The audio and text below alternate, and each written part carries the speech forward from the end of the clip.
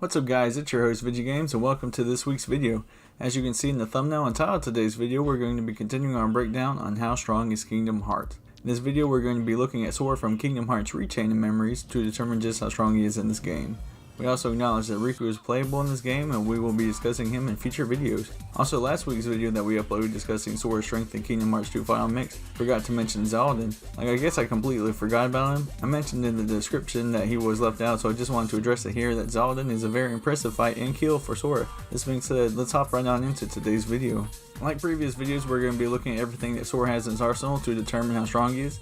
These being Keyblades, cards, sleights, boss fights, and feats.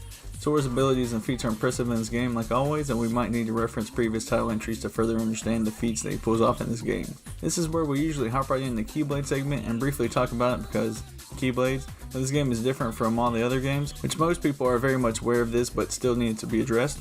Previously we mentioned cards after Keyblades, and that is honestly going to take a majority of our breakdown, so we're just going to pair the two alongside sleights as they are all relevant to one another.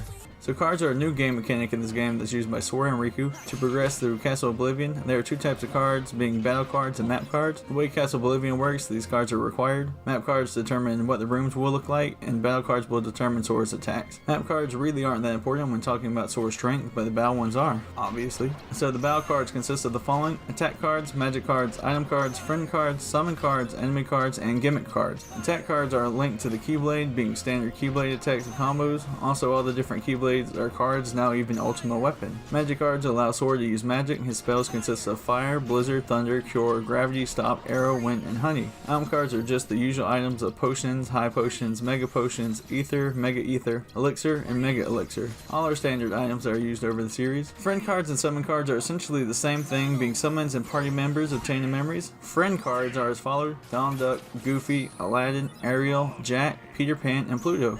Summon cards are as following: Simba, Genie, Bambi, Dumbo, Tinkerbell, Mushu, and Cloud. Next we have the enemy cards, which are completely different than all the previous cards. These cards give abilities to aid in battle, from doing more damage to taking less damage and everything in between. There are honestly too many to list right here, perhaps an idea for a future video. Gothwood9 has an excellent video going in depth about all enemy cards in detail, and I'll link it below for anyone wanting more info about them. Next is gimmick cards. These cards are similar to friend and summon cards that give Sora a bonus during boss fights. The card has different outcomes depending on the boss fight and is recognized by sporting a green Mickey emblem. Last but not least, in this section we have sleights. Sleights are a special technique created by using two or more cards at the same time. Some basic attack sleights are Sliding Dash and Sonic Blade, with Sonic Blade being the most broken move in this game. But just like enemy cards, having a video containing every slide in great detail would take like 20 plus minutes just on one subject. Once again, Gothwood9 has an excellent video showcasing every sleight in detail, linked below. Moving on to Sora's boss fights, like always, some are more impressive than others, being as followed. Also, almost all of these were done in Kingdom Hearts 1, so it's impressive to be able to consistently defeat these bosses: Genie Jafar, Cloud,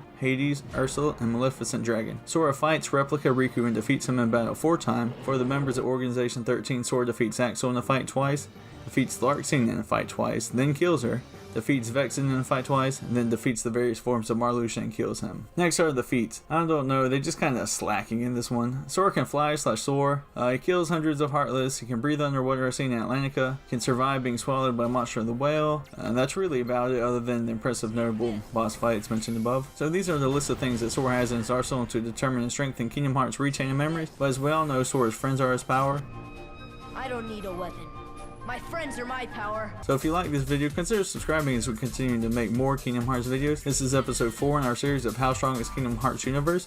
This is your host VideoGames. Bye!